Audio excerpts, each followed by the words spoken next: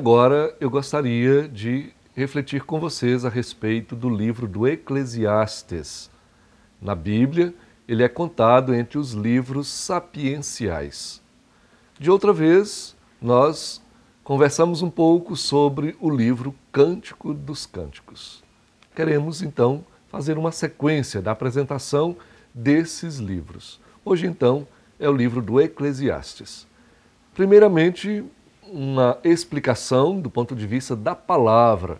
Eclesiastes, na língua hebraica, corresponde à palavra Kohelet, que tem sua raiz, que é Kahal, que significa assembleia. Esta palavra, traduzida para a língua grega, deu então a palavra eclesia. E aí você já deve estar ligando eclesia, eclesial, tem tudo a ver com a igreja. A palavra eclesia, no grego, tem sentido de assembleia. Portanto, Eclesiastes é aquele que fala na assembleia litúrgica, é o orador, é o pregador, é aquele, o mestre que ensina na assembleia. Eclesiastes. Muito bem, o autor do livro do Eclesiastes se apresenta como uma pessoa de muita experiência de vida. É um sábio observador. Um observador que vê tudo o que acontece ao seu redor. As pessoas, a realidade, as situações de injustiça, a exploração política, a exploração econômica, as desigualdades sociais, o abuso de poder. E o que o Eclesiastes, este sábio, constata? No meio de tudo isso, as pessoas não param de buscar a felicidade. E aí ele coloca alguns questionamentos. O que é a felicidade? A felicidade dura para sempre. Basta ter poder e dinheiro para ser feliz? Na sua observação, o autor do livro do Eclesiastes vai então dizer, olha, se for desta maneira, muita gente, a grande parte do nosso povo, não vai alcançar esse ideal da felicidade. Se a felicidade consiste em ter dinheiro e poder, então a grande parcela da população não vai alcançar esse ideal, porque é uma parcela que mal tem o que comer. O livro do Eclesiastes foi escrito por volta do ano 250 a.C. Era o período da dominação grega sobre o povo de Israel. Então, vários impérios se sucederam dominando a Palestina, dominando o povo judeu. Nesse período em que o livro foi escrito, era o período da dominação do Império Grego. Que significa isso?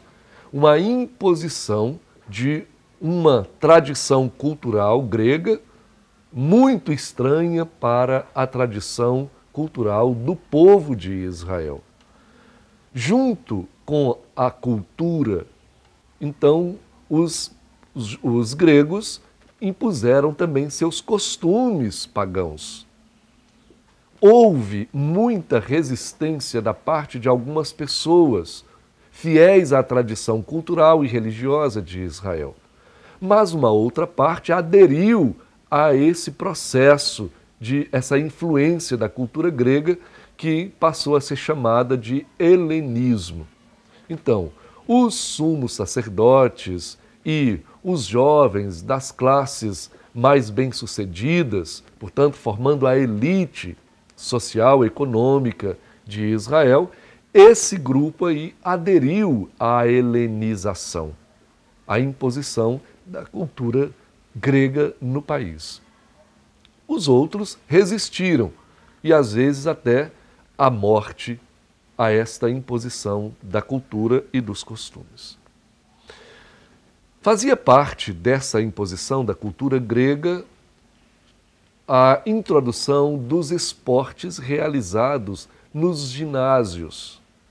Esses esportes eram como Olimpíadas, realizadas em homenagem aos deuses dos gregos.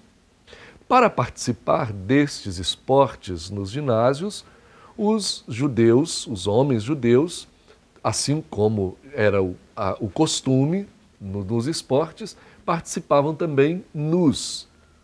Mas os judeus traziam consigo a marca da circuncisão.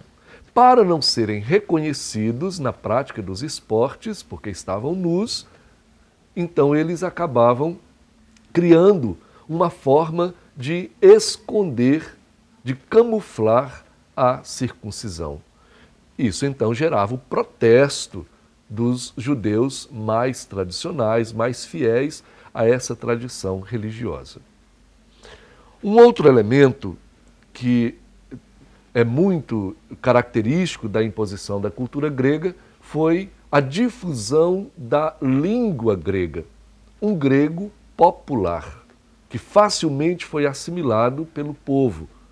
Então, logo, a língua grega passou a ser falada nas ruas, enquanto nas sinagogas o hebraico prevalecia para a leitura da Sagrada Escritura e para as orações. Agora, uma forte característica do helenismo era a organização das cidades, a polis. Até a forma de construir as cidades tinha o seu jeito próprio, a característica da arquitetura, da cultura grega. Isso também estabelecia nas cidades a diferença entre os cidadãos e os escravos. Os cidadãos eram homens livres que participavam das assembleias e tinham direito ao voto, às decisões, enquanto do outro lado ficavam os escravos e as mulheres que não tinham direito nenhuma participação. Bem, um outro fator do helenismo era porque para as classes superiores, né, para os ricos, a elite, tudo era mais facilitado.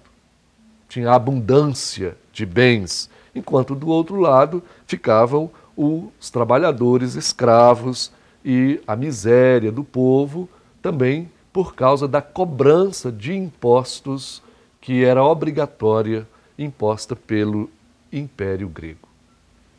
No meio de tudo isso, o Eclesiastes, então, observa o sofrimento diário das pessoas. Ele observa, questiona, analisa e se posiciona. E o Eclesiastes vai, então, concluir: tudo é vaidade. E acaba deixando uma mensagem que é bem atual para o nosso tempo mesmo, de um consumismo desenfreado. Para nós também o Eclesiastes iria dizer que toda essa agitação humana em busca de prazer e de felicidade não passa de mera ilusão. Tudo é muito fascinante, mas tudo é passageiro. Só Deus permanece. No próximo bloco, nós continuaremos a nossa reflexão em torno do livro do Eclesiastes, e aí eu quero apontar os principais temas deste livro.